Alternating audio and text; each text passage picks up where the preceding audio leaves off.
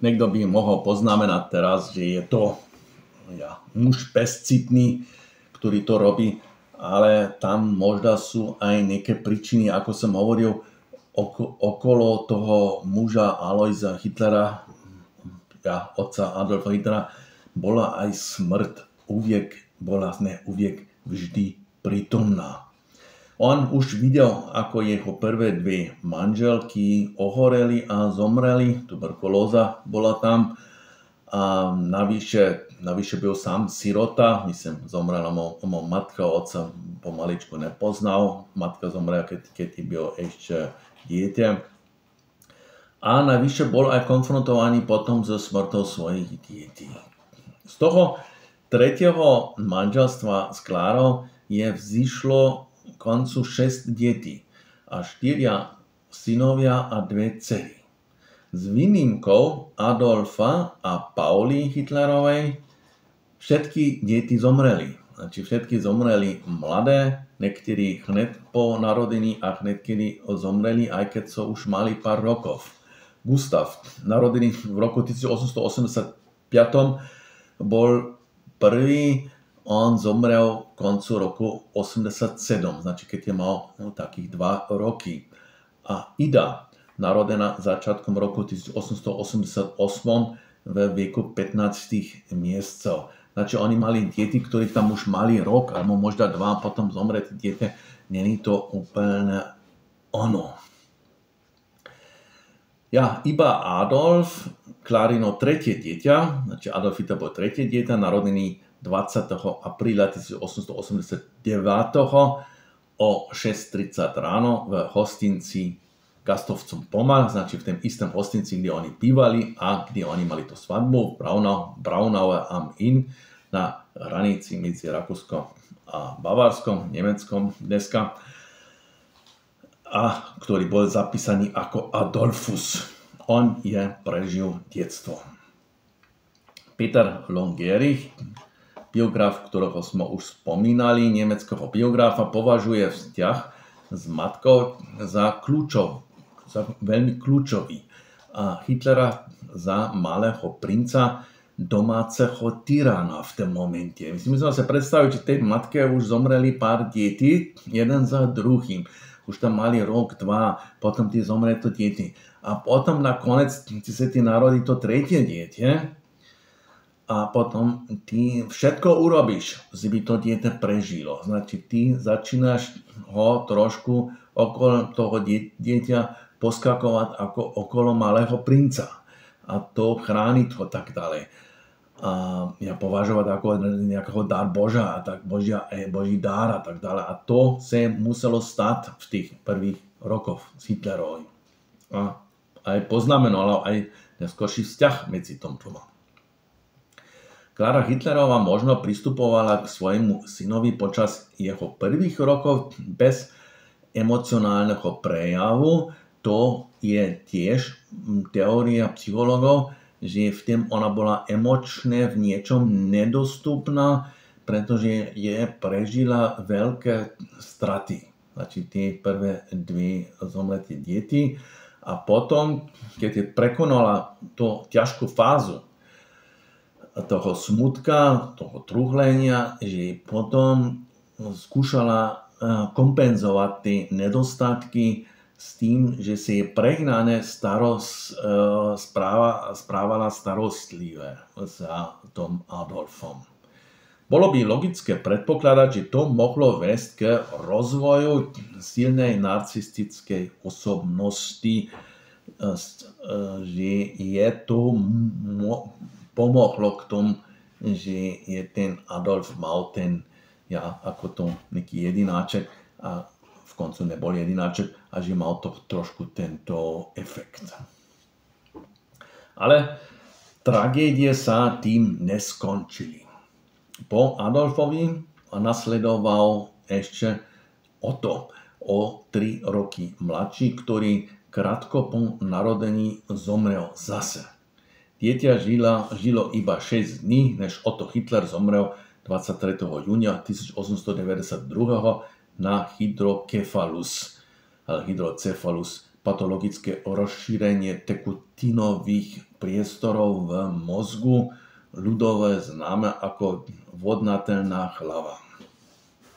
V tom čase to bol jeden rakúsky týždenník Neue Warte am Inn, ktorý spomenul tú vec a je to v nejakom krátkom texte a uvedel to umrtie dieťaťa úradníka z Braunau am Inn ako príčina smrti bolo uvedené vodnatelná hlava. Znači o tom máme aj zoznam v nejakých novinách. V roku 1894 sa narodil Edmund, ktorý zomrel 29. júna 1900 v veku 6 rokov. Znači to musela byť zase veľká taká negatívna vec, ktorá zasáhla tú rodinu, prečo keď už to má dieťa 6 rokov a potom zomre, je to zase niečo iného, než keď zomre úplne ako babatko, kde si človek, to neby som chcel povedať, ale že tam je nejaký rozdiel. Skrátka, že 6-ročným dieťaťom máš už nejaký vzťah hĺbší.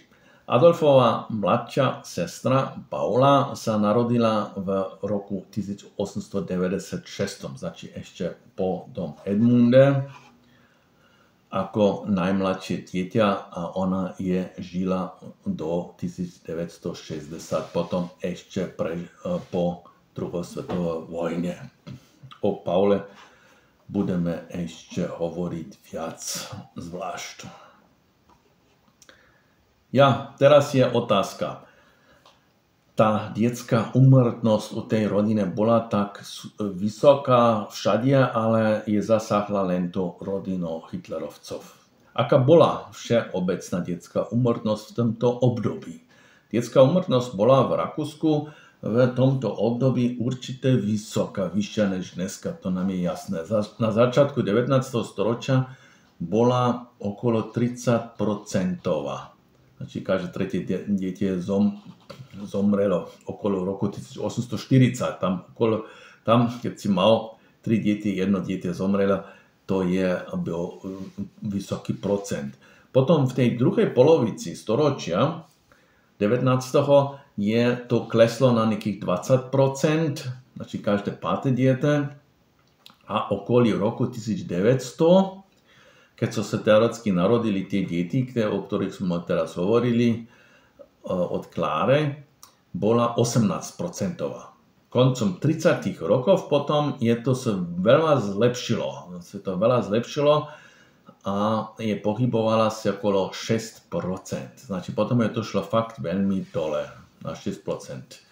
Okolo 1900 približne, znači 18%, každé 5. dieťa a tu vidíme, že on mal oveľa väčšie nešťastie. Znači keď to uporovnávame s týmto priemerným číslami, bola Hitlerová rodina neúmierne tvrdo zasáhnutá.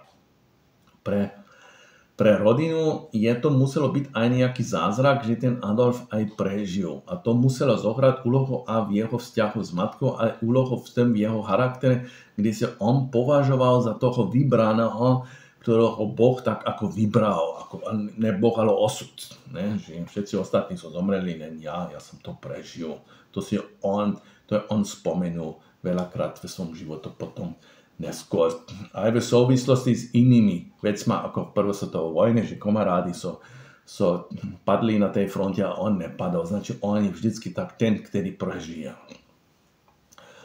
O charaktere a vlastnostiach matky aká mala ona charakter, ako ona bola ako žena, sa dá len špekulovať. O tom moc nevieme.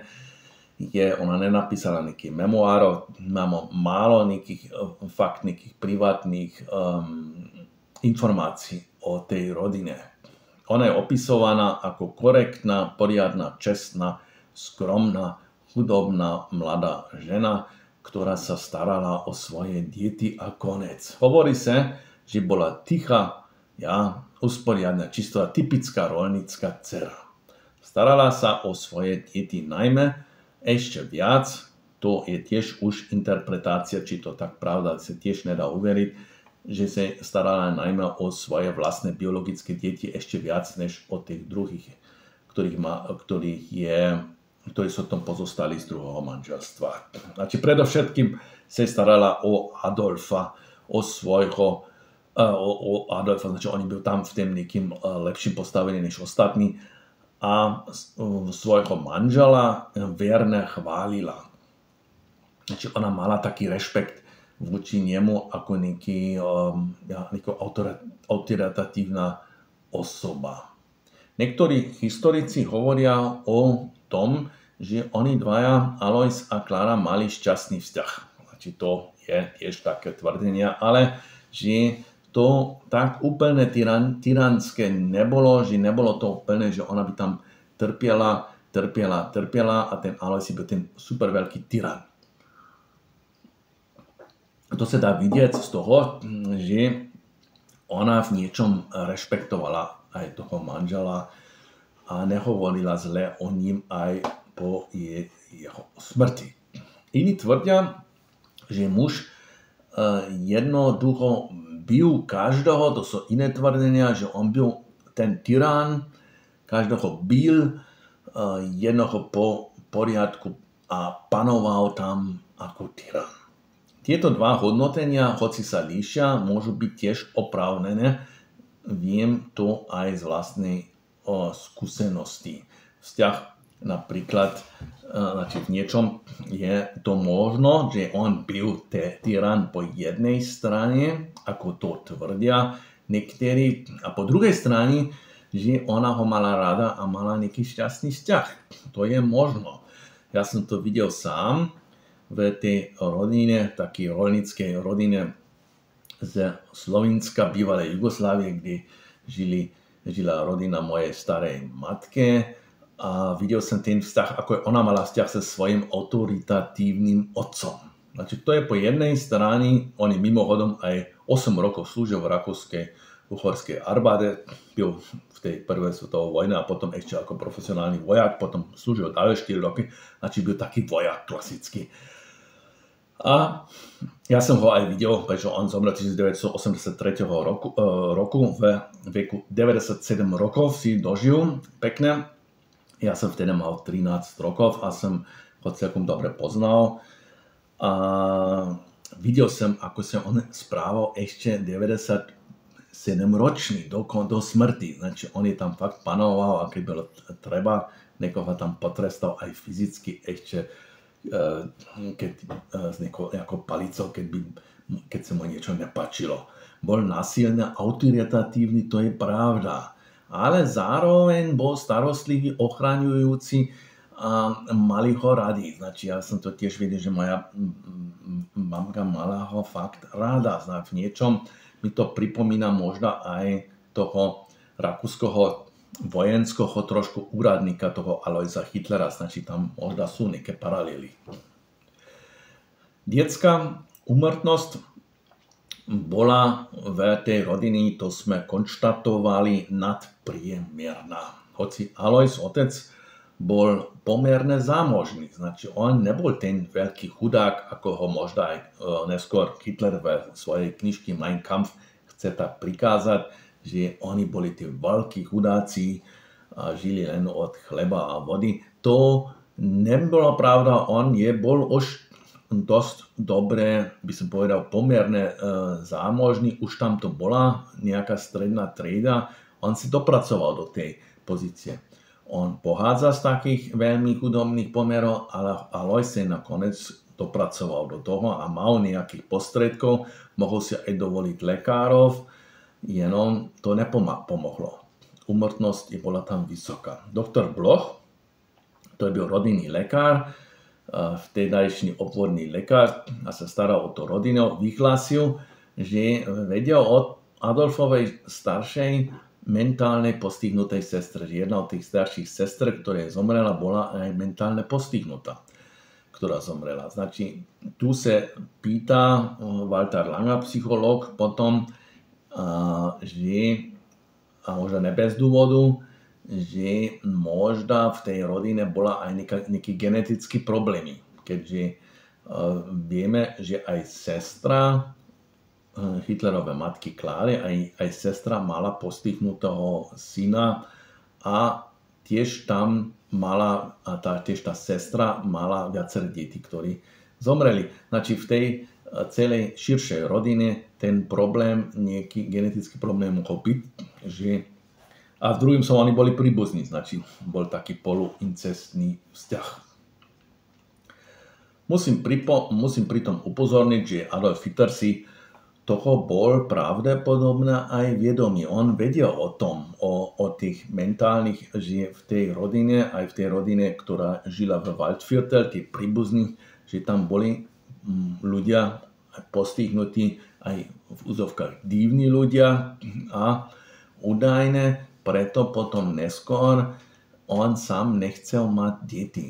To je jedenkrát aj povedal svojej sekretárke Traudl Junge. Traudl Junge je napísala memoáre a tam píše o tom, že on povedal, že on je tak hovoril, že moji príbuzní sú všetci divní.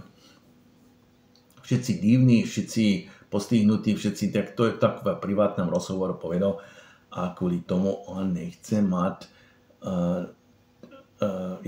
nechce mať tie deti. Znači to je jedna teória. Takže tak.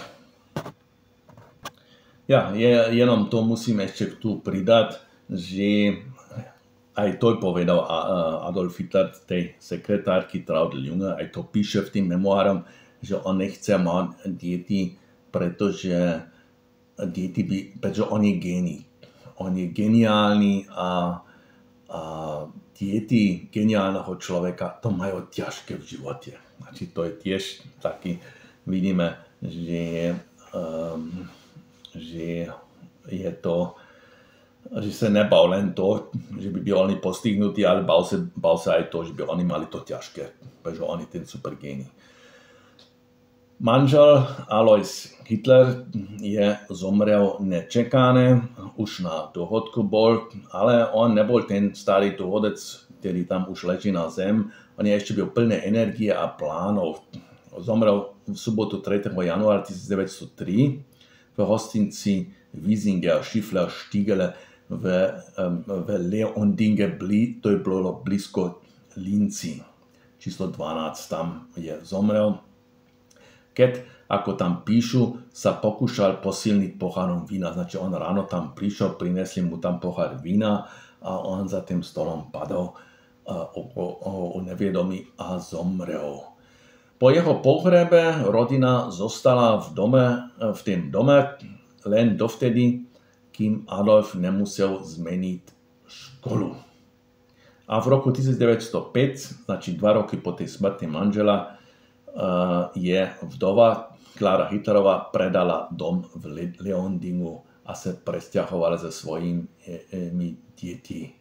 To bolo potom tako nové obdobie bez manžela. Znači problém bolo, že mali aj finančné ťažkosti bez toho manžela.